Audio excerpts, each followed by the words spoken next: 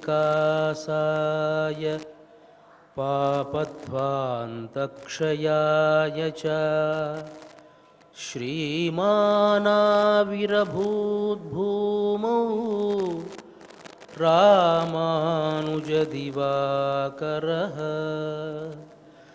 श्रीमानाविरभूद्भूमौ रामानुजदिवाकरः।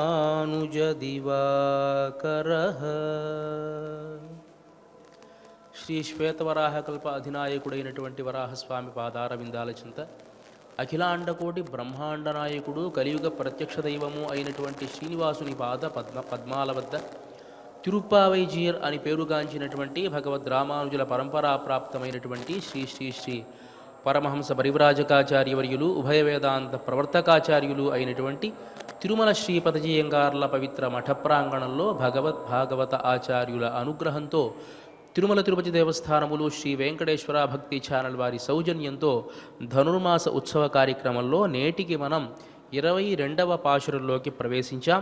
ప్రతిరోజు మాదిరిగానే ముందుగా భగవద్ రామానుజుల వైభవాన్ని తెలుసుకుని కార్యక్రమంలోకి ప్రవేశిద్దాం. ఆత్మానమస్య నిరయాత్ స్వయముద్ధరిష్యన్ తం యాదవం కిమనువర్తితవానసిత్వం యద్వా తదాత్మ విపత్ ఉత్తరణానుషంగో రామానుజస్య సదృశం తదుపాసనంచ అని శ్రీ వాధూల వీరరాఘవాచార్య స్వామివారు రామానుజ అతిమానుషస్తవం అనేటువంటి గ్రంథంలో వివరించినటువంటి ఈ శ్లోకాన్ని మనం చెప్పుకోబోతూ ఉన్నాం.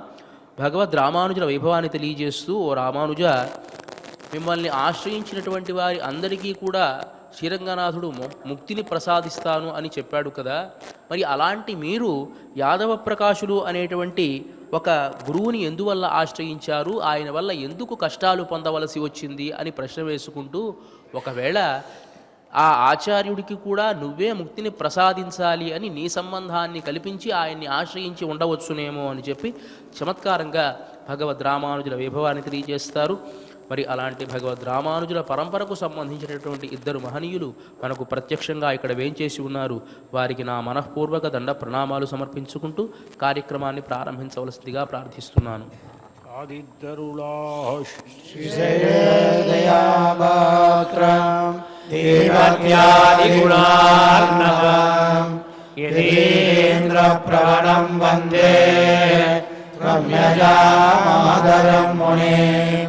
లక్ష్మీనాథసమారంభాం నారాయణమధ్యమాం అస్మదాచార్యపర్యంతాం వందే గురుపరంపరాం. యో నిత్యమచ్యుతపరాంబుజయుగ్మరుగ్మ వ్యామోహస్తవితరాణి మేనే అస్మద్గురోర్ భగవతోస్య దైవసింధో రామానుజస్య శరణం ప్రపద్యే. మాతాపితా యువతయస్తనయా గురోః సర్వం యదేన నియమేన తన్మయానాం. ఆద్యస్య న కులపదే బహుళాభిరాం శ్రీమత్తదంగ్రియుగళం ప్రణమామి ముహూర్తాం. గోరంగస్య మదనాత్మయపట్టణాయ శ్రీభక్తిసారకులశేఖర యోగివాహాన్ భక్తాంగ్రియేణ పరకాలయేంద్రమిశ్రాన్ శ్రీమత్పరాంకుశమునిం ప్రణతోస్మి నిత్యం. లీలాదంగస్తమిదడి సుత్తమతోక్షమిషాం పారాఢ్యం స్వం సుధిరసిద్ధమధ్యాపయంతి సోత్తిష్టాయాం స్మృతినిగిలయం యావత్యస్య బంధే. గోదాదస్యై నమయిదమిదం భూయ ఏవాస్వభూయః. அன்னவயல் புதுவை ஆண்டாள் அரங்கற்கு பன்னெருப்பாவை மல்பதியம் இன்னிசையால் பாடிக் கொடுத்தார் நற்பாமாலை பூமாலை சூடிக் கொடுத்தாளை சொல்லு சூடிக் கொடுத்தார் கொடிய தொல்வாரை பாடி அருள வல்ல அல்வளையாய் நாடி நீங்கடவர்க்கு என்ன இது என்னையும் மாற்றம் நாம் கடவா வண்ணமே நலத்தரசர் அபிமான பங்கமாய் வந்து நின் பள்ளி கட்டில் கீழே சங்கமிருப்பார் போல் வந்து தலை பெய்தோ கிங்கிவாய் செய்த தாமரை பூ போலே செங்கன் சிறு சிறுதே எம்மேல் விழியாவோ திங்களும் ஆதித்யனும் எழுந்தார் போல் அங்களிரண்டும் கொண்டு எங்கள் மேல் நோக்குலியே எங்கள் மேல் சாபம் இழிந்தேலோர் எம்பாவாய் கோவிந்தன் வாழ்மோர் சோதி மணிமாடம் தோன்றுமோர் நீதியார் நல்ல பக்தர் வாழுமோர் நான் மறையல் ஓதுமோர் வேதக்கோளோர் பாதகங்கள் நீக்கும் பரமனடி காட்டும் வேதம் அனைத்துக்கும் மைந்தும் அறியாத மாடரை வையம் சுமப்பதும் வம்பு வாடிப்பூரத்தில் சிறத்துதித்தாள் வாழிய திருப்பாவை 30 செப்பினாள் வாழிய பெரியாழ்வார் பெற்றெடுத்த பெண்பிள்ளை வாழிய பெரும்போது நாமுனிக்கு பின்னாள் வாழிய 143 வைத்தாள் வாழிய உயரங்கற்கே என்னை உகந்தளித்தாள் வாழிய வாழும் திருவள்ளி வளராடு வாழிய வன்புதுவனகோதை மலர்பதங்கள் வாழிய. శ్రీమతే రామానుజాయ నమః. శ్రీమద్వరవరమునయే నమః. ముందుగా పాశురాన్ని అనుసంధానం చేసుకొని కార్యక్రమంలోకి ప్రవేశిద్దాం. அங்கண்மாஞாலத்தரசர் அபிமான பங்கமாய் வந்து என் பள்ளில் கட்டில் கீழே சங்கமிருப்பார் போல் வந்து தலை பெய்தோ இங்கிணிவாய் செய்த தாமரை பூ போலே செங்கண் சிரிச்சிறிதே எம்மேல் விழாவோ திங்களும் ஆதித்யனும்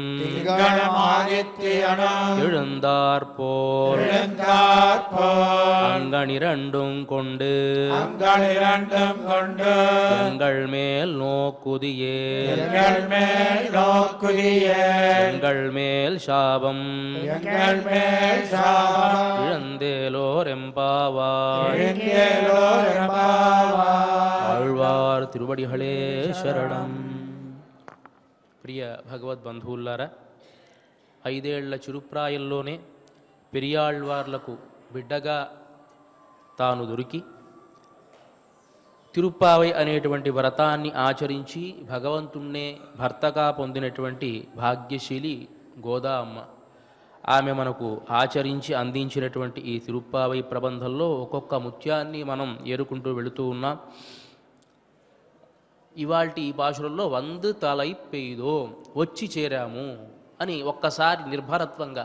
ఇప్పుడు కొండ ఎక్కేటువంటి వాళ్ళు మొదటి మెట్టు ప్రారంభించి ఎక్కుదాం అని మొక్కుకుంటారు. ఎక్కేటప్పుడు కొంచెం కష్టంగా ఉంటుంది, మధ్యలో ఎందుకు మొక్కుకున్నామా, ఇవన్నీ ఎక్కాల్సి వస్తుందే అని అనిపిస్తూ ఉంటుంది. ఏవో మాటలు చెప్పుకుంటూ వస్తారు. చిట్ట చివరి మెట్టుకు ఎక్కిన తర్వాత అబ్బా వచ్చేసామయ్యా, కొండకి వచ్చేసాం అని ఎట్లా అయితే అనుకుంటారో అట్లానే వ్రతాన్ని ఆచరిద్దాము అని అనుకున్నారు. మొదటి పాశురంలో ఆ వ్రతానికి మంచి కాలం ఏర్పడింది అనుకున్నారు. రెండవ పాశురంలో ఆ వ్రతానికి నియమాలు చెప్పుకున్నారు. మూడవ పాశురంలో ఆ వ్రతాన్ని గనక ఆచరిస్తే వచ్చేటువంటి ఫలితాన్ని తెలియజేశారు. తర్వాత పాశురంలో వ్రతానికి ఉండేటువంటి ఆటంకాలు పరమాత్మే తొలగిస్తాడు అని తెలియజేశారు. తరువాత నుంచి ప్రతి గోపికను ఒక 10 మంది గోపికలను మేలుకొలిపి వాళ్ళ ద్వారా వాళ్ళందరినీ కలుపుకొని నందగోపుడి గృహానికి వచ్చారు. నందగోపుణ్ణి యశోదాదేవిని మేలుకొలిపారు. తర్వాత పురుషకార స్వరూపిణి అయినటువంటి నీలాదేవిని ఒక 3 పాశురాలలో మేలుకొలిపి ఆమె చెప్పినటువంటి విధంగా నిన్నటి పాశురంలో పెరుమాళ్లను స్తుతించి ఆ తలుపులు తెరుచుకోగానే లోపలికి వెళ్ళి అబ్బా కృష్ణుణ్ణి మనం పొందాము, వంద తలై పెయ్యదో, అబ్బా వచ్చి మనం చేరాము అని నిర్భరత్వంగా ఉన్నారు. వాళ్ళు లోపలికి ప్రవేశించారు.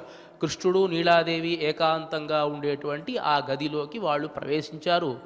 కృష్ణుడు మాత్రం వాళ్ళని చూడల, అంటే కళ్ళు తెరవల. కృష్ణుడు కళ్ళు మూసుకునే ఉన్నాడు. ఆయన అంటే లేచాడు, లేచి కూర్చున్నాడు, కానీ కళ్ళు మూసుకునే ఉన్నాడు. వీళ్ళ ఎవరిని కూడా చూడలే ఆయన.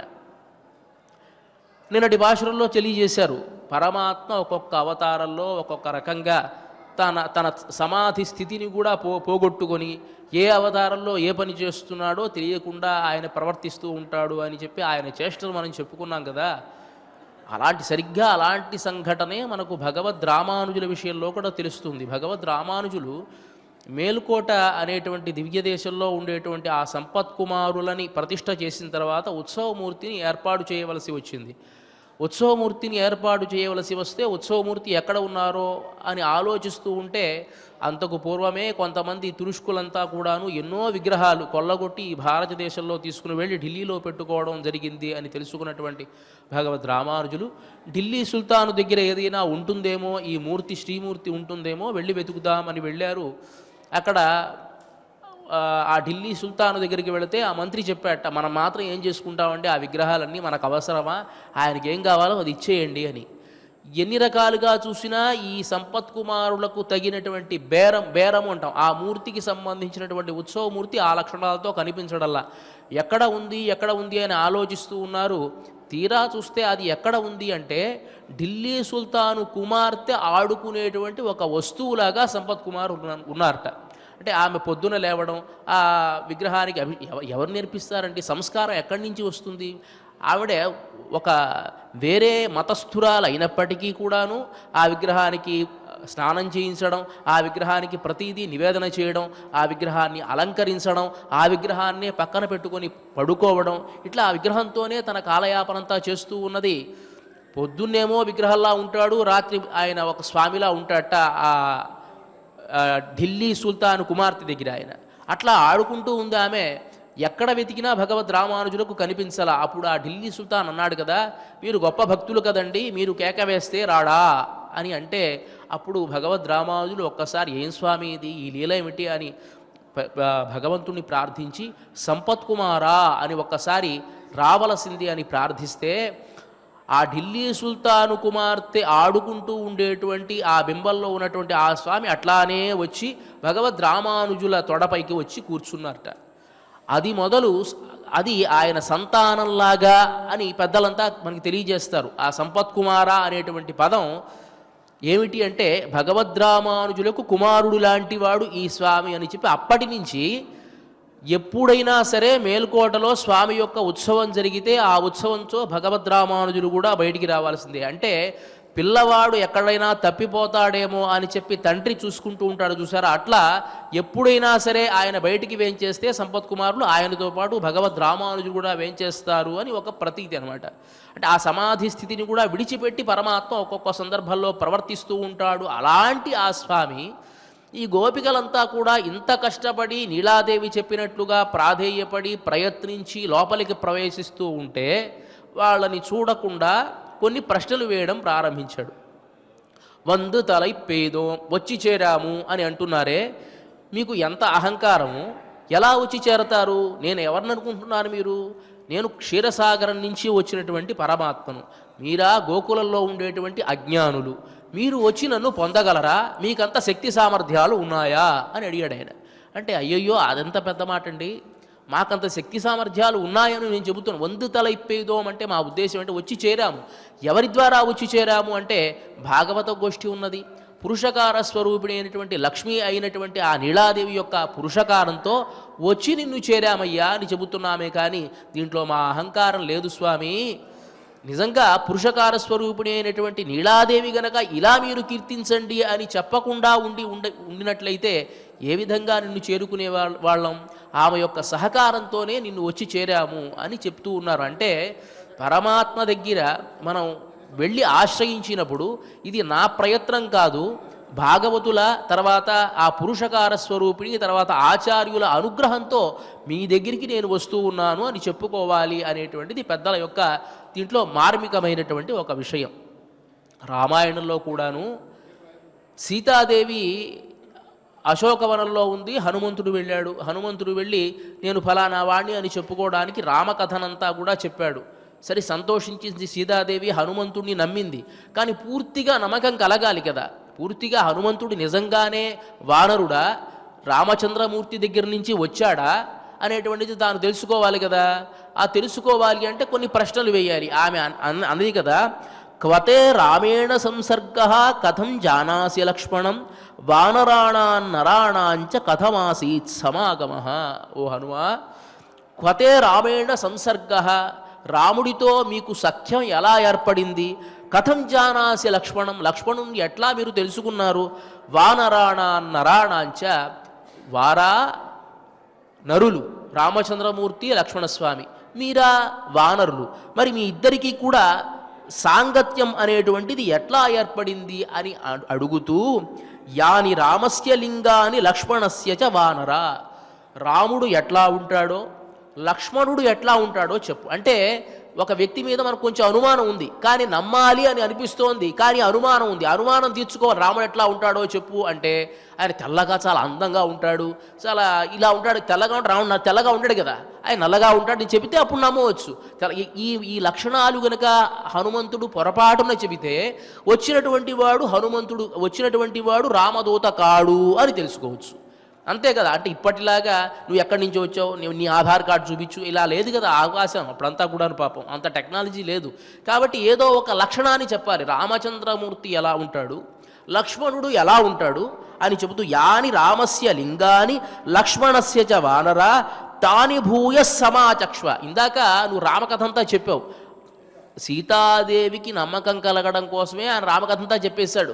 ఫలానా దశరథ చక్రవర్తి ఉన్నాడు, ఆయనకు ఒక నలుగురు కుమారులు ఉన్నాడు, దాంట్లో రాముడు చాలా పెద్దవాడు, దాంట్లో సరే సీతాదేవితో వివాహం అయింది, ఆయన అడవికి వచ్చాడు, ఇవంతా కూడా చెప్పాడు. కానీ భూయ మళ్ళీ నాకు వివరంగా చెప్పు, ఏం చెప్పు? తాని భూయ సమాచక్ష్వ నమాంశోక సమావిశేత్.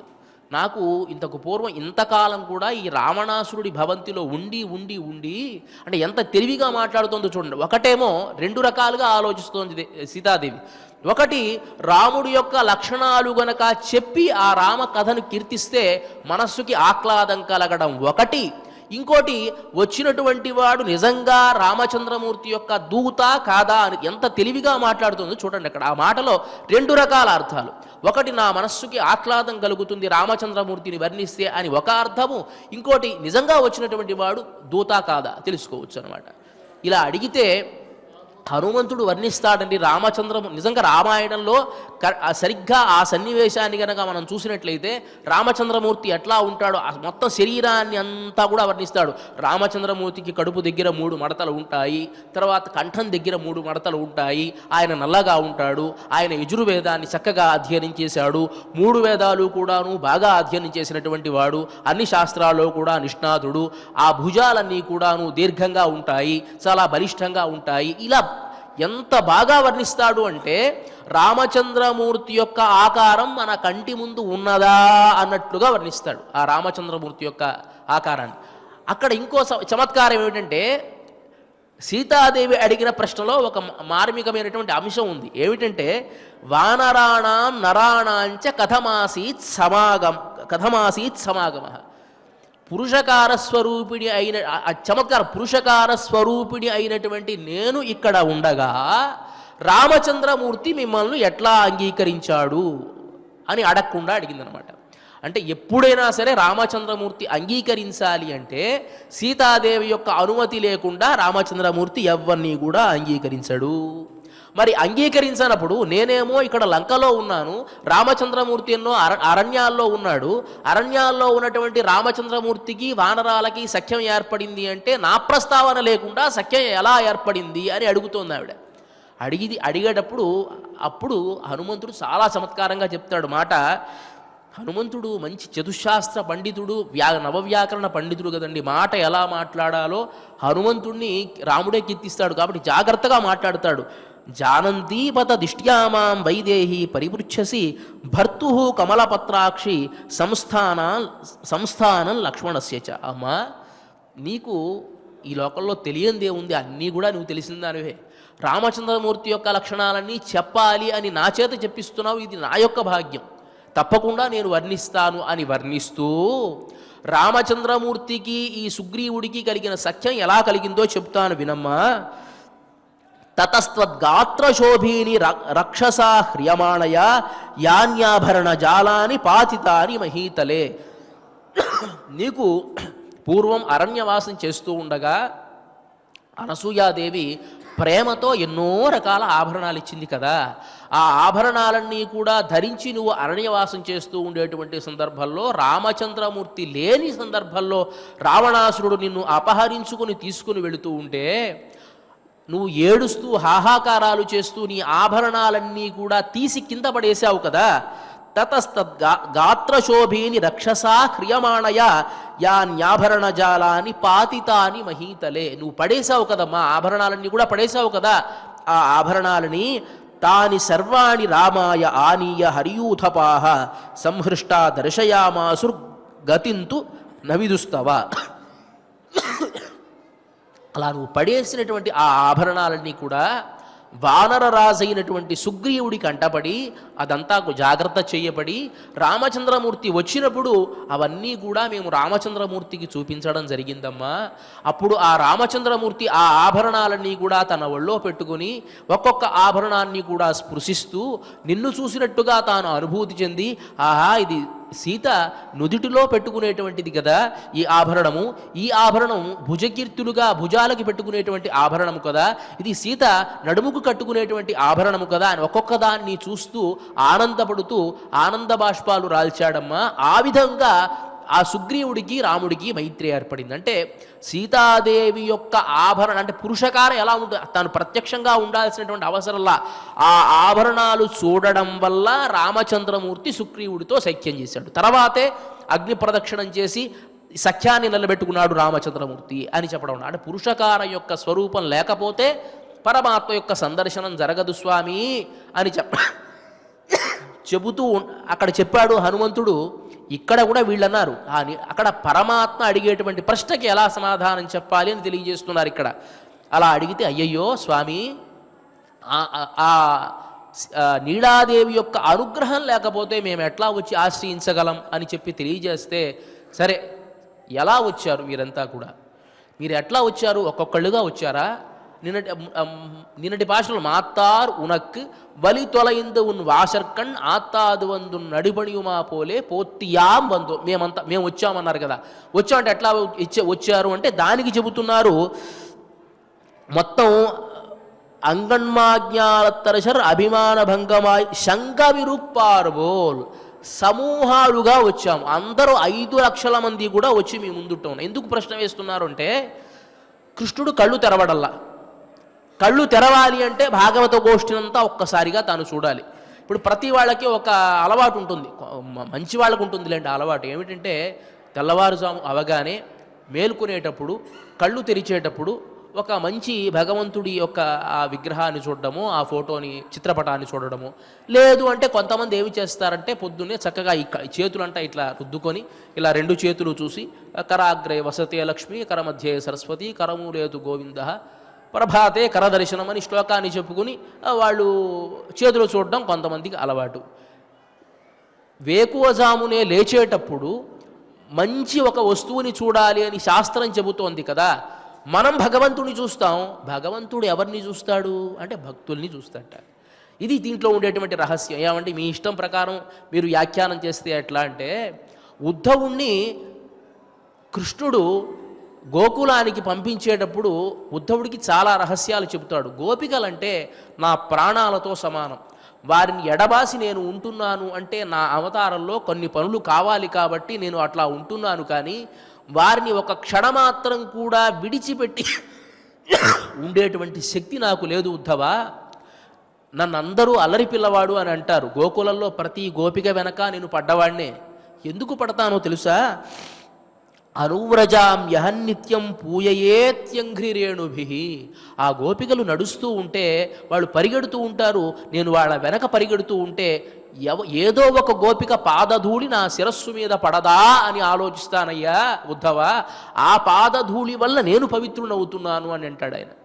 ఆ గోపికల యొక్క వైభవాన్ని తెలియజేస్తూ చమత్కారంగా ఒక కథ చెప్తారు. గోపికలకి ఎంత భక్తి అంటే పరమాత్మ మీద, మనం ఏమైపోయినా పర్వాలా కృష్ణుడు బాగుండాలి అనేటువంటి ఒక మూఢమైనటువంటి భక్తి.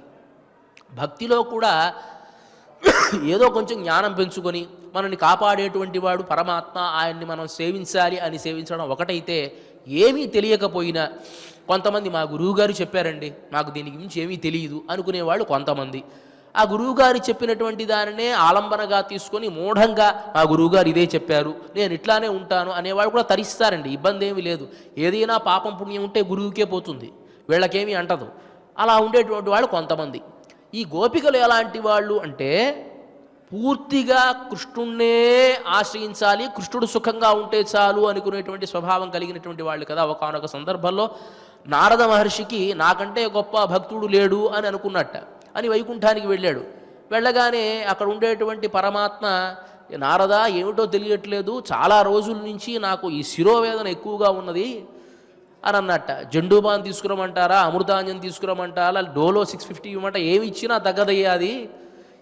భక్తుల యొక్క పాదధూళి గనక శిరస్సు పైన రాసుకుంటే తగ్గుతుంది అని అనుకుంటూ ఉన్నాను, దయచేసి నీ పాదధూళి ఇవ్వవయ్యా అన్నాడు ఆయన.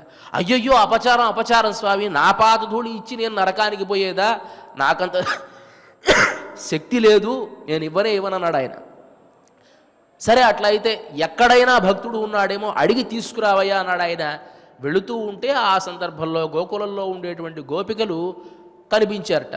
కనిపిస్తే ఇట్లా స్వామికి శిరోవేదన ఎక్కువగా ఉన్నదట కృష్ణుడికి, కాబట్టి నువ్వు ఇట్లా ఏదైనా మట్టి ఇవ్వవలసింది అంటే తట్టలతో ఎత్తివ్వడం ప్రారంభించారట. తట్టలుగా తీసుకుని వెళ్ళు అని. అంటే మనం నరకానికి పోతే అప్పుడు కూడా చెప్పాడు నారదుడు, అమ్మా ఇంత అపచారపడుతూ ఉన్నారే, ఇది ఇస్తే మీరంతా నరకానికి పోతారు తెలుసా అంటే, కృష్ణుడు సుఖంగా ఉంటే దానికి మించింది ఏముందయ్యా, నరకానికి పోతే ఉంది, నరకాను స్వర్గం మాకేదైనా ఒకటే, కృష్ణుడు లేకపోతేనే మాకు అది నరకం. దివివా భువివా మమాస్తు వాసో నరకేవా నరకాంతక ప్రకామం అని కులశేఖరాళ్ళు వారు కీర్తిస్తారు. నువ్వు ఎక్కడైనా ఉంచవయ్యా నీ పాదార విందాలు, ఎప్పుడు కూడా నా మనస్సులో జ్ఞప్తికి ఉంచేట్టుగా చేస్తే చాలు అని. అదే విధముగా ఈ గోపికలు కూడా కృష్ణ పరమాత్మ సుఖంగా ఉంటే చాలు, మాకేమీ అవసరంలా అనుకునేటువంటి స్వభావం కలిగినటువంటి వాళ్ళు కాబట్టి వీళ్ళందరినీ కూడా చూడాలి. కాబట్టి ఎలా వచ్చారు, వీరంతా సమూహంగా వచ్చారా లేకపోతే ఒక్కొక్కళ్ళుగా వచ్చారా అని అడుగుతున్నాడు. కళ్ళు తెరవాలి ఆయన కాబట్టి అడుగుతున్నాడు. అందరం వచ్చామయ్యా. సరే వచ్చారు, మీరంతా ఏ భావంతో వచ్చారు, ఏ భావనతో వచ్చారు అంటే భావన చాలా ప్రధానమైంది. కొంతమంది వస్తారు, నమస్కారం పెడుతూ ఉంటాడు, ఈ దిక్కుమాలిన వాడికి నమస్కారం పెట్టాల్సి వచ్చిందే అని తిట్టుకుంటూ పెడతాడు ఒకడు. గత్యంతరం లేదండి ఏమి చేస్తా నమస్కారం పెట్టాలి అనేవాడు ఒకడు వస్తాడు. కొంతమంది పనే కానీ వీడి పని మనం తేరుద్దాం అని మనస్సులో పెట్టి నమస్కారం పెట్టేవాడు. నమస్కారంలో చాలా రకాలు ఉంటాయి కాబట్టి అలా వచ్చారా తెలియాలి కదా అందరికీ కూడా. ఇప్పుడు పరమాత్మ దగ్గరికి మీరంతా వచ్చారంటే పూర్తిగా అహంకారాన్ని విడిచిపెట్టి వస్తేనే శరణాగతి చేసినట్టు. శరణాగతి అంటే ఎట్లా చేయాలంటే నువ్వు తప్ప మాకెవరూ కూడా లేరు అని చేస్తేనే దాన్ని శరణాగతి అని అంటాం. మనకు రామాయణంలో శరణాగతి చేయడం చాలా కష్టం అనే విషయాలు చాలా సందర్భాల్లో చూపిస్తాడు. ప్రతి వాడికి ఒక అహంకారం అనేది ఉంటుంది. స్వాత్మాభిమానం అని అంటాం కదా, దాన్ని అహంకారం అనకూడదు. అహంకారము వేరు, స్వాత్మాభిమానము వేరు. స్వాత్మాభిమానము అంటే మనకంటూ ఒక అభిమానం ఉంటుంది. ప్రతి వాడి దగ్గర యాచన చేయకూడదు, ప్రతి వాడి దగ్గర వంగి నమస్కారం పెట్టకూడదు అనేది స్వాత్మాభిమానం ఉండాలి, ప్రతి మనిషికి అది ఉండాలి. అహంకారం అంటే మనకు ఉన్నదానికంటే ఎక్కువగా ఆలోచించడం, నేను చాలా గొప్పవాడిని అయిపోయాను, నన్ను మించినవాడు ఈ ప్రపంచంలో లేను కూడా అహంకారం అది. స్వాత్మాభిమానం అంటే నాకెంత ఉంటే ఉండుగాక, నేను అడుక్కు తినేవాడిని అవ్వచ్చుగాక, ఇప్పుడు అడుక్కు తినడానికి వెళ్ళానా, వాడు 10 రూపాయలు వేసాడు, నమస్కారం పెట్టి వచ్చేసా. ఈ కనిపించినప్పుడల్లా నమస్కారం పెట్టకూడదు, అంతే, నా పని అయిపోయింది, అంతవరకే. అది స్వాత్మాభిమానం అంటారన్నమాట. స్వాత్మాభిమానం మనుషుల దగ్గర ఉండవచ్చు, కానీ పరమాత్మ దగ్గర స్వాత్మాభిమానాన్ని కూడా విడిచిపెట్టేయాలి అని శాస్త్రం చెప్తుంది మనకి. హనుమంతుడు రావణాసురుడి దగ్గరికి దూతగా వెళ్ళినప్పుడు రామచంద్రమూర్తి యొక్క వైభవాన్ని తెలియజేస్తూ అంటాడు కదా, రావణాసురా, నీకు చాలా అహంకారం ఉందయ్యా, నీకు శక్తి ఉన్నది అని నువ్వు విర్రవీగుతూ ఉన్నావేమో. నీకు వరం ఇచ్చినటువంటి వాడు ఒకడున్నాడు, బ్రహ్మ, నీకు వరం ఇచ్చినటువంటి వాడు. ఆ బ్రహ్మ గురించి చెబుతాను. బ్రహ్మ స్వయంభూ చతురాననోవా, నువ్వు రామచంద్రమూర్తి ఏమీ చేయలేడు అని అనుకుంటున్నావు కదా, నీకు వరం ఇచ్చినటువంటి బ్రహ్మ ఉన్నాడు కదా, ఆ బ్రహ్మ ఎలాంటి వాడు అంటే ఈ సృష్టి అంతా చేసేటువంటి వాడు. ఇంకా ఎలాంటి వాడు అంటే 4 ముఖాలతో 4 వేదాలు కూడా వల్లించేటువంటి వాడు. అలాంటి వాడైనా రుద్ర త్రినేత్ర త్రిపురాంతకోవా, ఈ సంహారం చేసేటువంటి రుద్రుడు ఉన్నాడే శివుడు, ఆయన ఎలాంటి వాడు అంటే ఆయన త్రిపురాసుర సంహారం చేసినటువంటి వాడు. 3 కన్నులు ఉన్నటువంటి వాడు, 3వ కన్ను తెరిచాడంటే మన్మధుణ్ణే భస్మం చేసినటువంటి వాడు కదా. కాబట్టి అలాంటి వాడైనా ఇంద్ర మహేంద్ర సురనాయకోవా, ఇంద్రుడు వృత్రాసురుణ్ణి సంహరించడం వల్ల మహేంద్రుడుగా పేరు పొందినటువంటి వాడు. అనేకమైనటువంటి సురగణం అంతా కూడాను తన వెనక ఉన్నటువంటి ఇంద్రుడైనా సరే త్రాతుం నశక్తా యుధి రామవధ్యం, రాముడు సంహరించాలి అని గనక అనుకుంటే వాళ్ళంతా నమస్కారం పెట్టి నీ పన్ను నువ్వు చూసుకోరామా, దాంట్లో మేము వేలు పెట్టం అని అంటారయ్యా. నువ్వు నీ అహంకారాన్ని విడిచిపెట్టి రామచంద్రమూర్తిని శరణు వేడు అని అంటారు. ఆ విషయాన్ని మనకి ఈ పాశురంలో అంగణ్మా జ్ఞానత్తరశర్ అభిమాన భంగమాయి వందు నిన్ పళ్ళిల్ కట్టిల్కి ఏ శంగమిరుపార్బోల్ అని తెలియజేస్తారు. రాజులు అయినటువంటి వాళ్ళకి అంగణ్మాజ్ఞాల తరశర్, అంగణ్ సుందరమైనటువంటి, మా పెద్దదైనటువంటి, జ్ఞానం ఈ భూమండలాన్నంతటినీ కూడా పాలించేటువంటి అరశర్ రాజులైనటువంటి వాళ్ళు అభిమాన భంగమాయి వందు, తమ అభిమానాన్ని అంతటినీ కూడా పోగొట్టుకొని నిన్ పళ్ళిల్ కట్టిల్ కీయే, నువ్వు శయనించి ఉండేటువంటి ఆ తల్పం చివరి భాగంలో అంటే అంచు భాగంలో అంటే పాదం ఉండేటువంటి స్థానంలో శంగం ఇరుప్పార్బోల్, సమూహాలుగా వచ్చి ఉన్నట్లుగా వందు తలై పెయ్యదో, మేమంతా వచ్చి ఆశ్రయిస్తూ ఉన్నాము. నువ్వు ఏం చేయాలి? కింగిణివాయ్ చేద తామరై పూపోలే, కింగిణివాయ్ చేద. మనకు మువ్వలు ఎలా ఉంటాయి? ఇలా ఉంటాయి, సగం విచ్చినట్టుగా, మధ్యలో ఒక గవ్వ కనిపిస్తూ ఉంటుంది. ఆ కాళ్ళకి ధరించేటువంటి మువ్వలకి ఇలా ఉంటుంది, మధ్యలో ఒక ఆ గల్లు మండడానికి ఒక చిన్న ఇది ఉంటుంది, ఒక చిన్న బాల్ లాగా. అలా కింగిడి వాయిచేద తామరై పూపోలే, తామర పుష్పంలాగా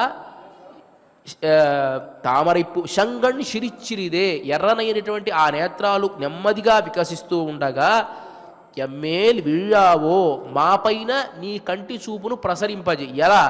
తింగళం ఆదిత్యను మెഴുందార్పోల్, సూర్య చంద్రులు ఇద్దరూ కూడా ఒకేసారి ఉదయించేటట్లుగా అంగనిరండుం కొండెంగళ్ మేల్ నోక్కుదియేల్, ఆ 2 నేత్రాల ద్వారా మమ్మల్ని చూసినట్లయితే ఎంగళ్ మేల్ శాపం ఇழந்து, మా పైన ఉండేటువంటి శాపం పోతుంది అని వాటి భాషల్లో అర్థం. అంగణ్ మాజ్ఞాల తరశర్ అభిమాన భంగమాయి వంది, అభిమానాన్ని పోగొట్టుకోవాలి స్వామి దగ్గరికి వచ్చేటప్పుడు. ఎలా? నేను ఈయన దగ్గరికి వస్తూ ఉన్నాను, నాకు మళ్ళీ ఎలాంటి చోటు కూడా ఉండకపోయినా పర్వాలా, ఈయన ఆదరించినా ఆదరించకపోయినా ఈయన దగ్గరే నేను పడి ఉండాలి. ఇది మనుషుల దగ్గర ఉండకూడదు ఈ భావన. నేను ఇప్పుడు చెప్తున్నాను, అభిమానం ఉండాలి మనిషికి, కానీ ఎవరి దగ్గర అభిమానం? పరమాత్మ దగ్గర అభిమానం ఉండకూడదు. నేను స్త్రీని, నేను పురుషుణ్ణి, లేకపోతే నేను నపుంసకుణ్ణి, లేకపోతే నేను మృగాన్ని, ఇలాంటి అభిమానం అనేటువంటిది శరీర ప్రయుక్తమైనటువంటి అభిమానాలు కూడా స్వామి దగ్గర ఉండకూడదు అనేటువంటిది మనకు తెలియజేస్తున్నారు. ఇక్కడ విభీషణుడు శరణాగతి చేశాడు. ఎట్లా శరణాగతి చేశాడు? రావణాసురుడు చీపోరా, నువ్వు మా కులంలో చెడబుట్టావు పోరా అని కాలుతో తంతే అక్కడి నుంచి గదని మాత్రం వెంట వేసుకున్నాడు భార్యకి. సరే నేను వెళ్ళొస్తానే, నువ్వు జాగ్రత్తగా ఉండు, ఈ రాజ్యంలో మన ఆస్తి అంతా చక్కబెడుతూ ఉండని చెప్పలా, పోనీ తన పిల్లలతో ఏ మాటలా చెప్పలా, చచ్చిపోయాడనమాట. ఇక ఈ వెధవ ఈ జీవితం ఉంటే ఎంత లేకపోతే ఎంత. మనం రావణాసురుడు వాడు తుచ్చుడైనటువంటి వాడు, తన అన్న అయినటువంటి వాడు, ఎన్ని జ్ఞానోపదేశాలు చేసినా కూడా విననటువంటి వాడు. ఒరే నీ చావు నువ్వు కొని తెచ్చుకుంటున్నావురా, కొంచెం ఆలోచించు అన్నా కూడా తన మంచికి తాను చెప్పినా, అతని మంచికి చెప్పినా వినకుండా చీపోరా అన్నాడంటే అలాంటి వాడి కొలువులో ఉండడం అవసరమా? ఉండడం అనవసరం. ఎక్కడికి వెళుతున్నాడు ఈయన? రామచంద్రమూర్తి దగ్గరికి వెళుతూ ఉన్నాడు. రామచంద్రమూర్తికి రావణాసురుడికి ప్రత్యక్షమైనటువంటి వైరం. రావణాసురుడు సాక్షాత్తు తన భార్య అయినటువంటి సీతను తీసుకునేటువంటి రావణాసురుడి సోదరుడిని, ఈ విభీషణుణ్ణి రామచంద్రమూర్తి అంగీకరిస్తాడా? వాస్తవానికి అయితే మనం ఆలోచిద్దాం. వచ్చినటువంటి వాడు తన శత్రువుకి సోదరుడు అంటే వెంటనే ఒక అస్త్రాన్ని ప్రయోగించి చంపేశాడు. అనుకున్నాడు మనస్సులో, బతికితే ఎంత చస్తే ఎంత, సోహం పరుషితస్తేన దాసవచ్చ అవమానిత. నేను ఆ రావణాసుడితో చాలా పరుషమైనటువంటి వాక్యాలు చెప్పబడినటువంటి వాడినై ఒక దాసుడిగా భృత్యుడిగా దానికంటే నీచంగా అవమానించబడ్డాను. అందువల్ల త్యక్త్వా పుత్రాంశ్చ దారాంశ్చ రాఘవం శరణంగత. ఆ సమయంలో తన ఆత్మాభిమానాన్ని కోల్పోయినటువంటి వాడు ఎప్పుడూ కూడా భార్యకి చెప్పి, కొంతమంది ఆత్మహత్య చేసుకుంటారండి. కొంతమంది ఆత్మాభిమానాన్ని కోల్పోయి ఆత్మహత్య చేసుకుంటారు. ఆ సమయంలో నేను ఆత్మహత్య చేసుకుంటున్నాను వెళ్ళొస్తా అని ఎవడు ఇంటికి వెళ్ళి చెప్పడు. నువ్వు జాగ్రత్తగా చూసుకో పిల్లని ఎవడికి చెప్పడు. వెధవది బతికితే ఎంత చస్తే ఎంత భార్యకి చెప్పాలా? ఈ బతికినా ఒకటే చచ్చినా ఒకటే అని చెప్పి నదిలోనో సముద్రంలో దూకుతున్నాం కదా. అలా ఇతనేం చేశాడంటే, మనం రావణాసురుడి దగ్గర ఒక క్షణమాత్రం కూడా ఉండకూడదు. బయలుదేరాడు ఆయన. బయలుదేరి రామచంద్రమూర్తి దగ్గరికి వచ్చాడు. వచ్చి రాఘవం శరణంగత, ఆ రామచంద్రమూర్తిని శరణాగతి వేడాడు. చెబుతున్నాడు, పరిత్యక్త మయాలంక, నేను లంకా నగరాన్ని పూర్తిగా విడిచిపెట్టాను. మిత్రాణిచ ధనానివై, అక్కడ ఉండేటి మిత్రులతో నాకు సంబంధం లేదు, అక్కడ ఉండేటువంటి ధనంతో నాకు సంబంధం లేదు. భవద్గతంచ మే రాజ్యం జీవితంచ సుఖానిచ. ఓ రామా, భవద్గతంచ మే రాజ్యం, నువ్వే నాకు రాజ్యానివి, నా ధనము అన్నీ నువ్వే, నువ్వు ఇస్తేనే ధనం, నువ్వు ఇస్తేనే రాజ్యం, నువ్వు తప్ప నాకెవరూ కూడా లేనే లేరు రామచంద్ర అని చెప్పి శరణాగతి చేశాడు. అంటే చనిపోవడానికి సిద్ధపడే వచ్చాడు. ఇక ఈ జీవితం అనవసరం. రామచంద్రమూర్తి బాణంతో సంహరిస్తాడా? ఇక ఆయన ఇష్టం. ఇక ఆయన ఏం చేయదలుచుకున్నాడో ఆయన ఇష్టం. మహానుభావుడైనటువంటి వాడు కాపాడుతాడు అని నేను అనుకుంటూ ఉన్నాను. కాపాడితే కాపాడుతాడు, సంహరిస్తాడా ఇక ఆ ఇష్టం. కానీ వీడి దగ్గర మాత్రం ఒక క్షణకాలం మనం ఉండకూడదు అని ఎట్లా అయితే వచ్చాడో అట్లా రావాలట పరమాత్మ దగ్గరికి. మనం వచ్చేటప్పుడు ప్రతి వాళ్ళకి ఒక అహంకారం, నేను స్త్రీను. ఇప్పుడు ద్రౌపది నిండు సభలో వస్త్రాపహరణం చేస్తూ ఉంటే ఎన్నో రకాలుగా ప్రయత్నించింది, ధర్మ సంబంధమైన ప్రశ్నలన్నీ కూడా వేసింది. నేను ధర్మ విజితనా అధర్మ విజితనా, మీరే న్యాయం చేయండి అని ఆ నిండు సభలో అడిగింది. మహానుభావులైన వాళ్ళంతా కూడా ఆ సభలో ఉన్నారు. ఎవ్వరూ కూడా మాట్లాడలేదు. ఇక దుశ్శాసనుడు వస్త్రాభరణం చేస్తూ ఉన్నాడు. ఈ స్త్రీ ప్రయుక్తమైనటువంటి తన ప్రయత్నం తాను చేసింది. దానికి మించి చేయగలిగింది ఏమీ లేదు. ఏమి చేసింది? 2 చేతులు పైకెత్తింది, గోవిందా అంది. ఇక మళ్ళీ చీర పట్టుకోవడం, చీర లాగింది, ఇంకా అనవసరం. ఇక మనం ఏం చేయలేము. ఇక మనం చేయగల పని దాటిపోయింది. ఇక ప్రాణం పోతుందో ఏం పోతుందో, మానం పోతుందో, ఇక అంతా కూడా పరమాత్మ కాపాడుకోవాలి అంది. 2 చేతులు పైకెత్తి గోవిందా అని మాత్రం ఉంది. అప్పుడు నేను స్త్రీనా, నేను పురుషుణ్ణా అనేటువంటి భావం మనకుండనే ఉండకూడదు. ఆ స్త్రీ ప్రయుక్తమైనటువంటి అహంకారం కానీ, నేను రాజునని కానీ, నేను భృత్యుణ్ణి అని కానీ, ఇలాంటి అహంకారం పరమాత్మను మనం ఆశ్రయించేటప్పుడు ఉండకూడదు అనే విషయాన్ని మనకు తెలియజేస్తూ ఉన్నారు. ఇక్కడ ఈ గోపికలు కూడా అంటున్నారు, మేము స్త్రీలమయ్యా, ఆ స్త్రీ ప్రయుక్తమైనటువంటి ఏదైతే అభిమానం కూడా ఉంటుందో, ఎవరైనా చుట్టుపక్కల వాళ్ళు చూస్తే నవ్విపోతారు అనేటువంటి అభిమానం కూడా ఉంటుందో, దానినంతటినీ కూడా విడిచిపెట్టి మేము వచ్చాము. మనకు కొన్ని అనుమానాలు వస్తాయి. కృష్ణుడు పురుషుడు కదా, వీడు స్త్రీలు కదా. మనం పరమాత్మ తత్వాన్ని పురుషుడుగా చూస్తే పురుషుడు, స్త్రీగా చూస్తే స్త్రీ అండి. అక్కడ నమ్మాళ్ళు వాళ్ళ ఆణల్లన్ పెళ్ళన్నల్ అల్లా వలియు మల్లన్ అని కీర్తిస్తారు. ఆయన పురుషుడు కాదు, స్త్రీ కాదు. దానికే వ్యాసుల వారు కూడా న స్త్రీ న పుమాన్ న షండ అని అంటారు. న స్త్రీ, ఆయన స్త్రీ కాదు. స్త్రీ కాదంటే పురుషుడా అని అంటే నా పుమాన్ అని పురుషుడు కాదు. వెంటనే మనకు అనుమానం వస్తుంది, నపుంసకుడేమో అని. నా షండ, నపుంసకుడు కూడా కానే కాదు ఆయన. అలాంటిది ఒక పరమాత్మ తత్వం ఒక రూపాన్ని ధరించి వచ్చినప్పుడు పురుషుల్లా వస్తుంది, స్త్రీగా వస్తుంది, ఎలా అయినా రావచ్చు. ఆయన పురుషుడు అనేటువంటి భావంతో మనం చూడకూడదు. అలాంటి ఆ పరమాత్మ తత్వం దగ్గరికి మనం వెళ్ళినప్పుడు జీవుడు కూడా స్త్రీయా పురుషుడా అనేటువంటిది ఈ శరీరాన్ని బట్టి వస్తుంది తప్ప, శరీరానికి ఆ ధర్మాలు ఏర్పడతాయి తప్ప ఆత్మకి అలాంటి ధర్మాలు ఉండనే ఉండవు. ఆత్మ అనేటువంటిది ఎలా అయితే పరమాత్మ తత్వం లాంటిదో ఆత్మ కూడా అలాంటిది. దానికి పురుషుడు స్త్రీ అనేటువంటి భావం ఉండనే ఉండదు ఆ ఆత్మకు. ఆశ్రయించేటప్పుడు కూడా ఈ ఆత్మగా నేను వెళ్ళి ఆశ్రయిస్తూ ఉన్నాను, నేను ఈ పురుషుణ్ణి, నేను రాజుని, నేను భృత్యుణ్ణి, ఇలాంటివన్నీ ఈ శరీర సంబంధాలు కాబట్టి దీన్ని విడిచిపెట్టాలి అని చెప్పి అంగణ్ మాజ్ఞాల తరశర్. ఇలా ఎంతో పెద్ద పెద్ద రాజ్యాలు ఉన్నటువంటి రాజులు ఎట్లా అయితే తమ అహంకారాన్ని అంతా పోగొట్టుకొని నిన్ను వచ్చి శరణు వేడుతూ ఉన్నారో, నిన్ పళ్ళిల్ కట్టెల్కి ఎక్కడొచ్చినారమ్మా మీరంతా అని అడిగితే, నువ్వు పడుకున్నటువంటి ఆ పాన్పు దగ్గర నీ పాదాల స్థానం దగ్గర ఉన్నావయ్యా. మాకు తెలుసు మా స్థానం ఎక్కడో, ఎక్కడ ఉండాలో మాకు తెలుసు, ఎక్కడ ఉంటే నువ్వు చూస్తావో మాకు తెలుసు. ఎందువల్ల శిరస్థానంలో ఉంటే ఎలా అయితే దుర్యోధనుడిని నువ్వు వదిలిపెట్టేసావో అట్లా వదిలిపెట్టేస్తావు. పాదాలు పట్టుకుంటే ఎవడు కూడా వదిలిపెట్టాడు. ఎవరైనా ఒక మనిషి ఎంత దుర్మార్గుడైనా కానివ్వండి, నువ్వు తప్ప నాకు ఎవరు లేరయ్యా అని చెప్పి పాదాల మీద పడిపోతే వాడు ఎంత సిగ్గుపడిపోతాడో తెలుసా అండి. అయ్యయ్యో వీడు నా పాదాలు పట్టుకుంటూ ఉన్నాడే, వీడికి ఏదో రకంగా మనం సహాయం చేయాలి అని అనుకుంటాడా? వాడి చేతనంతలో వాడి పరిధిలో వాడు చేస్తాడా లేదా? అలా నీ పాదాల దగ్గరే మేము నిన్ పళ్ళిల్ కట్టెల్కియే శంగమిరుప్పార్బోల్ సమూహాలుగా ఈ 5 లక్షల మంది వచ్చి ఉన్నామయ్యా. 100 తలైప్పేదో వచ్చి చేరాము. లీలాదేవి అనుగ్రహంతో, ఈ భాగవత గోష్ఠి అనుగ్రహంతో వచ్చి చేరామయ్యా. కింగిణివాయిచ్చేద తామరై పూపోలే శంగణి చిరిచిరిదే ఎమ్మేల్ వీഴావో.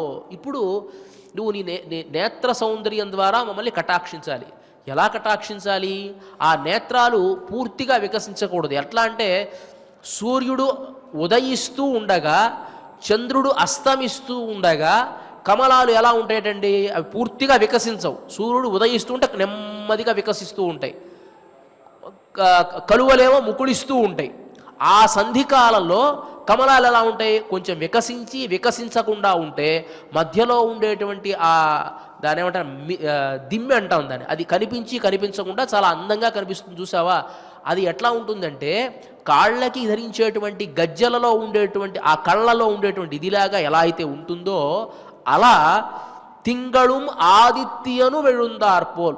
సూర్యుడు చంద్రుడు ఒకేసారి, సూర్యుడేమో ఉదయిస్తూ చంద్రుడు అస్తమిస్తూ ఉంటే ఒకేసారి ఉదయిస్తూ ఉంటే ఎలా ఉంటుందో అలా నువ్వు నీ ఆ నేత్ర కటాక్షాలు మా పైన ఉంచాల్సింది. కింగిణివాయి చేతి తామరై పూపోలే శంగణి చిరిచిరిదే ఎమ్మేల్ వీഴావో తింగళం ఆదిత్యను వెళుందార్పోల్. సూర్యుడు చంద్రుడు ఉదయించినట్లుగా అని చమత్కారంగా చెప్తున్నారు. ఇక్కడ సూర్య చంద్రుడు అలా ఉదయిస్తారా అంటే దానికి చమత్కారంగా వ్యాఖ్యానకారులు ఒక విషయాన్ని చెప్తారు. సింహం తన పిల్లకి పాలిస్తూ ఎదురుగా గనక ఏనుగు కనిపిస్తే హుంకరిస్తుందటండి. ఒకవైపు పాలిస్తూ ఉంటుంది, కానీ ఎదురుగా ఏనుగు మాత్రం కనిపిస్తే ఒప్పుకోదు. ఏనుగుపై హుంకరించి ఒక్కసారి ఎగిరి దూకాలని దాన్ని భయపెడుతూ ఉంటుందట. ఒకే సందర్భంలో పాలిస్తూ ఉంటుంది, ఒకే సందర్భంలో ఏనుగుని ఎట్లా అయితే చూస్తుందో అట్లా నీ అందం ఉండాలయ్యా అని చెబుతూ శంగణి చిరిచిరిదే ఎమ్మేల్ వీయావో తింగళం ఆదిత్యను వెళుందార్పోల్ అని చెప్పి ఆ సూర్యచంద్రుడు ఉదయించి ఉయిందార్పోల్ అంగ నిరండం కొండు ఎంగళ్ మేల్ నోక్కుదియేల్ ఎంగళ్ మేల్ శాపమిழந்து. అలా గనక నువ్వు మమ్మల్ని అనుగ్రహించినట్లయితే మా మీద ఉండేటువంటి శాపం పోవాలి. శాపం అంటే ఏమిటి? మనం చేసుకున్నటువంటి కర్మ ఏదైతే ఉంటుందో ఆ కర్మ పోవాలి అని చెబుతూ ఆ పరమాత్మ యొక్క అనుగ్రహం వల్ల ఎంతమంది పాపాలు పోగొట్టుకోవాలా? అహల్య తన పాపాన్ని, ఆ కటాక్షం కలిగింది, అహల్య తన పాపాన్ని పోగొట్టుకుంది. ఇంద్రుడికి దుర్వాస మహర్షి శాపాన్ని ఇచ్చాడు, ఇంద్రుడు కూడా తన పాపాన్ని ఆ పరమాత్మ కటాక్షం వల్ల పోగొట్టుకున్నాడు. చంద్రుడు తన శాపాన్ని శ్రీరంగంలో ఉండేటువంటి చంద్రపుష్కరునిలో స్నానం చేసి పోగొట్టుకున్నాడు. ఇట్లా ప్రతీదీ కూడా ఆ పరమాత్మ కటాక్షం వల్ల జరుగుతుంది కదా. మా మీద కూడా ఉండేటువంటి ఆ కర్మభూయిష్టమైనటువంటి ఏవైతే ఆ కర్మ విపాకం కావలసిన కర్మలు ఉన్నాయో అవన్నీ కూడా పోయి నిన్ను చేరుకునేట్లుగా మమ్మల్ని అనుగ్రహించాలి స్వామి అని చెబుతూ శరణాగతి ఎలా చెయ్యాలి, పరమాత్మని ఎలా ఆశ్రయించాలి అని చెబుతూ నధర్మనిష్ఠోస్మి నచాత్మవేది నభక్తివాన్ త్వచ్చరణ. స్వామి నా దగ్గర ఏమీ కూడా లేదు, నా దగ్గర అకించన అన్యగతిశరణ్య. నువ్వు వెళ్ళమని చెప్పి అంటే ఎక్కడికి వెళ్ళలేదు, నా దగ్గర గతి ఏమీ లేదు. దానికి ఉదాహరణ చెప్తారు, నిరాసకస్యాపి నతావదుత్సహే మహేషహాతుం తవ పాద పంకజం రుషా నిరస్తోపి శిశుస్తనంధయ నజాతు మాతుశ్చరణౌ జిహాసతి. ఒక పాలు తాగే పిల్లవాడు ఉంటాడు, వాడికి అప్పుడప్పుడే పళ్ళు వస్తూ ఉంటాయి, తల్లి పాలిస్తూ ఉంటుంది. వాడు ఆ పళ్ళు వచ్చేటువంటి పళ్ళు వస్తూ ఉండేటువంటి పాపం దురద ముడుతుండు, ఒక్కసారిగా కరుస్తాడు పాపం. తల్లికి నొప్పి వస్తుంది, కోపం వస్తుంది కదా, ఎచ్చిపోరా అని నెట్టేస్తుంది. నెట్టేస్తే ఆ పిల్లవాడు ఏడుస్తూ మళ్ళీ తల్లి కాళ్ళ దగ్గరే ఉంటాడు, కానీ ఎచ్చిపోమన్నావు కాబట్టి నాకు అవసరం లేదు నేను వెళ్ళిపోతా అంటాడా? అండు కదా. అలా నిరాసకస్యాపి నతావదుత్సహే, పరమాత్మ నిన్ను నేను ఆశ్రయిస్తూ ఉన్నాను, నువ్వు నన్ను దూరంగా నెట్టివేసిన చీపో అని అన్నా కూడా నతావదుత్సహే, ఇక ఎవరినో వెళ్ళి ఆశ్రయించాలి అనేటువంటి భావన నాకు లేదే లేదు. ఎలా అంటే రుషా నిరస్తోపి శిశుస్తనంధయ, పాలు తాగేటువంటి పిల్లవాడిని తల్లి పోరా అని కాళ్లతో నెట్టివేసినా మళ్ళీ ఆ కాళ్ళు పట్టుకొని ఏడ్చేటువంటి పిల్లవాడు ఎట్లా అయితే ఉంటాడో అలాగే ఉంటాను తప్ప నిన్ను మాత్రం విడిచిపెట్టి వెళ్ళనయ్యా అని అన్నట్టుగా నాకు నువ్వు తప్ప వేరే గతి లేదు అని అన్నట్లుగా ఉండాలి. భార్యాభర్తలు తగాదా వేసుకున్నారట. తగాదా వేసుకుంటే సరే భార్య కోపంతో అక్కడి నుంచి అలిగి వెళ్ళిపోయేది ఇంట్లోకి వెళితే తల్లిదండ్రులు తగాదా వేసుకుంటారు. అక్కడ భార్యాభర్తలు తగాదా వేసుకుంటున్నారు. అమ్మా నేను చెప్పబోతుండే, నువ్వు కాసేపు ఆగవే, నేను మీ నాన్న పోట్లాడుకుంటూ ఉన్నాం అన్నది. నేను అక్కడ తగాదా అదంతా నాకు అనవసరం, ముందు మీ ఇంటికి పో, నా తగాదా తేలిన తర్వాత నా దగ్గరికి రావాలి. ఎక్కడికి పోతుందండి ఆవిడ? అక్కడ కాదని వచ్చింది. అలా అప్పుడు అనుకుందట ఆవిడ, ప్రతి ఇంట్లో తగాదా ఉంటుంది, ప్రతి ఇంట్లో భార్యాభర్తలు ఇట్లాగే ఉంటారు, కాబట్టి భర్త తప్ప మరి ఇంకెవరు గత్యంతరం లేదు అనుకున్నట్టుగా పరమాత్మ తప్ప నీకు ఇది లౌకికమైనటువంటి ఒక ఉదాహరణే.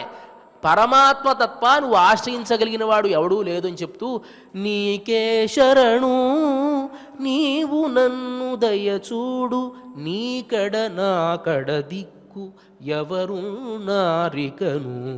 ఇక నువ్వు తప్ప నాకు ఉన్నవాడు ఎవరయ్యా అని అన్నమాచార్యుడు చెప్పినట్లుగా ఈ పాశురంలో నిన్ను మేము ఆశ్రయిస్తూ ఉన్నాము, నీ అనుగ్రహం కలగాలయ్యా అని చెప్పి ఈ పాశురంలో తెలియజేశారు. మరి పరమాత్మ ఆయన అనుగ్రహాన్ని ప్రకటించాడా, నేత్రాలు తెరిచాడా అనేటువంటి విషయాన్ని మనం రేపటి పాశురంలో తెలుసుకుందాం. ఇక ఇవాటి ఈ కార్యక్రమంలో చిట్ట చివరి అంశం ఆండాళ్ అనుగ్రహంతో శ్రీమతి తెలిగిచర్ల కందాడై సీతమ్మ గారు రచించినటువంటి తెలుగు తిరుప్పావైలో ఇవాల్టి పాశురం అంగన్మాజ్ఞాల తరచల అనేటువంటి పాశురానికి చందమ్మి రేకుల చెలువు గలిగిన కనుల అనేటువంటి ఈ స్వతంత్ర గేయాన్ని తిరుమల తిరుపతి దేవస్థాన ఆస్థాన విద్వాంసులు శ్రీ గరిమెళ్ల బాలకృష్ణ ప్రసాద్ గారు స్వరపరచడం జరిగింది.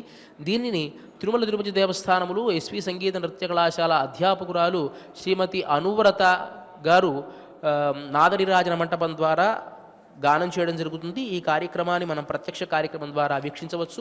ఇక ఇవాల్టి ఈ కార్యక్రమాన్ని క్షమాప్రార్థన నుంచి మంగళం వరకు మనమంతా కలిసి పారాయణ చేసి ముగిద్దాం.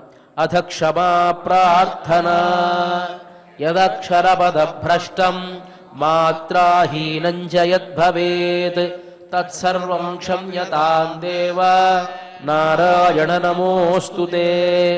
అథ భగవత్సమర్పణం కాయేన వాచా మనసేంద్రియైర్వా బుద్ధ్యాత్మనా వా ప్రకృతే స్వభావాత్ కరోమి యత్ సకలం పరస్మై నారాయణాయేతి సమర్పయామి. అథ లోకక్షేమ ప్రార్థనా స్వస్తి ప్రజాభ్యః పరిపాలయంతాం న్యాయేన మార్గేణ మహీం మహిషాః గోబ్రాహ్మణేభ్యః శుభమస్తు నిత్యం లోకాః సమస్తాః సుఖినో భవంతు. అథ మంగళం కోసలేంద్రాయ महनीय गुणात्मने चक्रवर्ती तनूजाय सार्वभौमाय मंगलम् अस्तु गोपाल बालाय नित्याय परमात्मने भक्तवात्सल्य निधये नित्यभोग्याय मंगलम् श्रीमत्यै विष्णुचित्तार्य मनोनन्दन हेतवे नन्दनन्दन सुन्दर्यै गोदायै नित्यमङ्गलम् श्रियः कान्ताय कल्याण निधये निधयेऽर्थिनाम् श्रीवेङ्कटनिवासाय श्रीनिवासाय मङ्गलम्।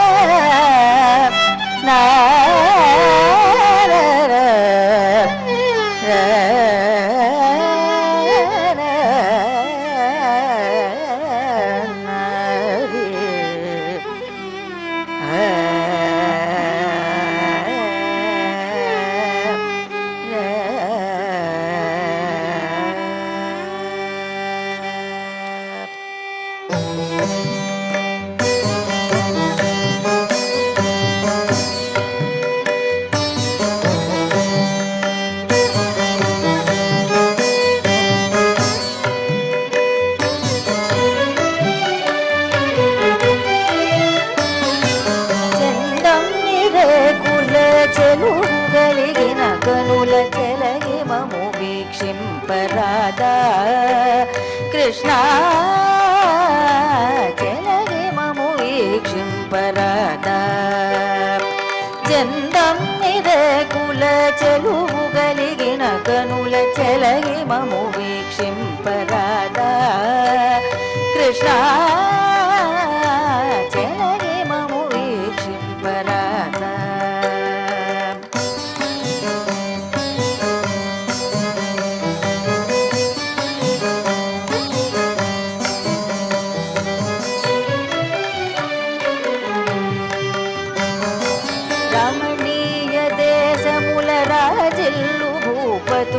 రారని గును నోడే కృష్ణ రారని గును నోడే కృష్ణ రమణీయ దేశముల రాజిల్లు భూపతులు రారని గును నోడే కృష్ణ రారని గును నోడే కృష్ణ చందం నిరేకుల చెలుగలిగిన కనులు చెలగి మము वीक्षिंपरादा कृष्णा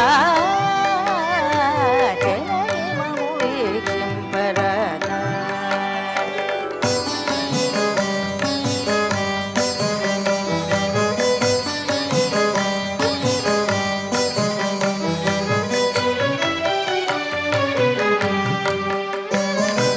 अटुले मे मंदरमु हरि निन्नु सेविंप अरुदెంచినామురా కృష్ణ అరుదెంచినామురా కృష్ణ అడులే మే మందరము హరి నిన్ను సేవింప అరుదెంచినామురా కృష్ణ అరుదెంచినామురా కృష్ణ చందం నిరేకుల చెలుగలిగిన కనుల చెలగి మము वीक्षिंपरादा कृष्णा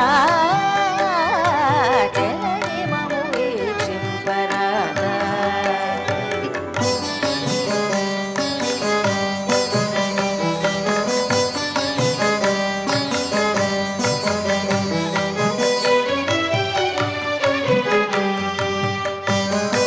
सूर्य चंद्रुल कांति शोभगु मीरడి కనుల జూచి కటాక్షించు కృష్ణ జూచి కటాక్షించు కృష్ణ